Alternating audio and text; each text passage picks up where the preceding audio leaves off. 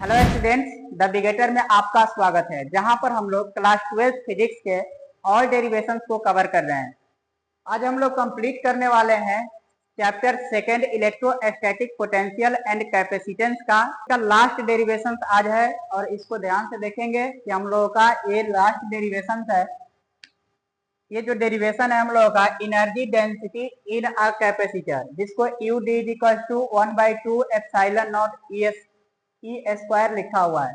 इसको हम लोग ऐसे भी लिख सकते हैं U D is equal to 1/2 epsilon naught E square.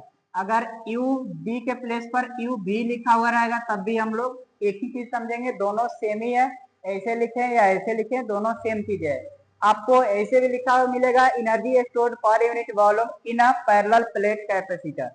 तो इसका कंसिडरेशन लिखने की जरूरत नहीं है, आप सिंपल सा लिखेंगे we know that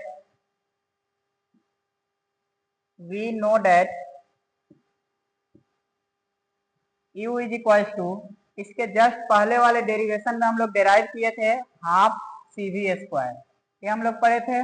now energy stored per unit volume, यहाँ क्या लिखेंगे वॉल्यूम। इसी को लिखना होगा तो हम लोग लिख सकते हैं यू वी, क्या हम लोग लिख सकते हैं, यहाँ पर लिखना होगा तो हम लोग लिख सकते हैं U V upon U V, या इसे लिखते हैं यू अपॉन आ गया हम लोग का वॉल्यूम वी।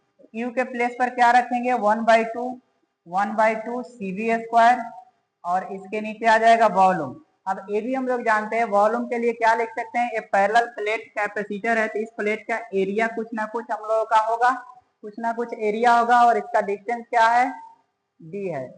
तो यहाँ वॉल्यूम को लिखना होगा तो वॉल्यूम को हम लोग क्या लिखते हैं L into B into H. Physics के लिए हम बात कर रहे हैं, फिजिक्स में हम लोग इतना लिखते हैं।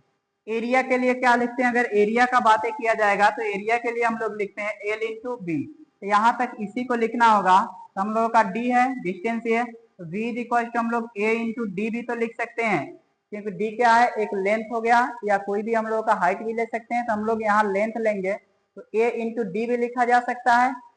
तो यहीं पर हम लोग लिखेंगे एरिया को, प्रॉब्लम को हम लोग लिख सकते हैं ए इंटू डी, इसलिए हम लोग लिख सकते हैं। अब बात किया जाएगा यहाँ से एक चीज और हम लोग लिखना चाहें तो इसी को लिख सकते हैं, ये फाइनल जो है 1/2 हम लोग लिख सकते हैं। अच्छा यहाँ पर एक चीज लिख देते हैं, यहाँ पर जो हम लोग डिराइव करना है यू वी अगर लिखते हैं तो टोटल यू वी हो गया, या इसी को यू डी लिखिए, बात एक ही है, यू डी लिखिए या यू वी लिखिए, सब सेम है। तो यहाँ हम लोग लिख सकते हैं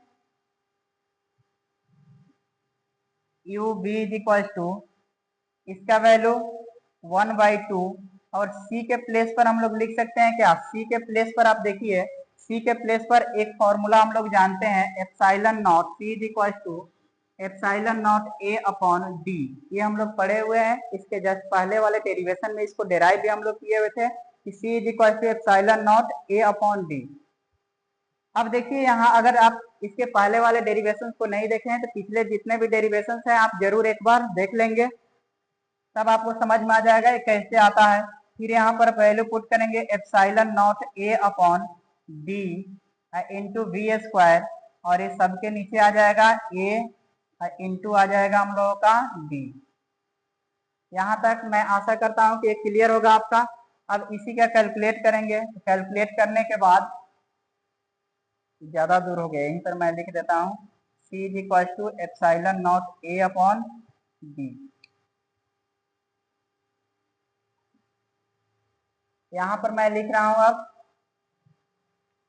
इसी का कैलकुलेशन करना है तो कैलकुलेट करने के लिए हम लोग कैलकुलेट कर सकते हैं U V is equal to 1/2 into, इसके नीचे कुछ नहीं तो ऐसे हो जाएगा, सीधे उल्टा करेंगे तो ये आ जाएगा हम लोगों का epsilon naught into A, epsilon naught into A और वी स्क्वायर, सबके नीचे आ जाएगा आपका डी इंटू ए इंटू आपका डी है तो डी, ये आ जाएगा।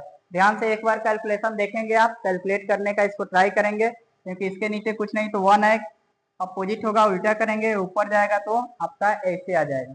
अब यहाँ से देखिए ये कैंसिल आउट क्या होगा, ए से ए कैंसिल आउट हो जाएगा, हम लोग का वैल्यू क्या आ जाएगा, वैल्यू देखा जाए तो यहाँ पर वैल्यू आएगा U V is equal to 1/2 epsilon naught, और यहाँ आ जाएगा वी स्क्वायर अपॉन डी में डी से मल्टीप्लाई करेंगे तो डी स्क्वायर। इसी को लिखने का तरीका U V is equal to 1/2 epsilon naught into V upon D का होल स्क्वायर ऐसे लिखा जा सकता है।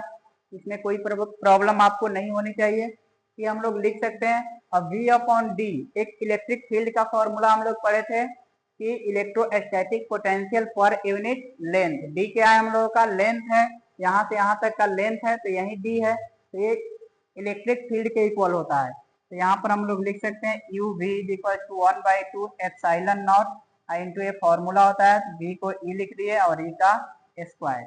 यहाँ पर साइड में मैं लिख दे रहा हूँ कि e इज इक्वल टू आपका v अपॉन d फॉर्मूला है।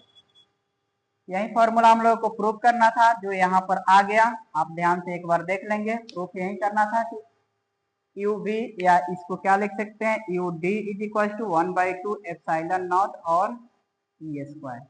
दोनों ही सेम चीजें हैं, दोनों फॉर्मूला एक ही है, यही हम लोगों को डिराइव करना था।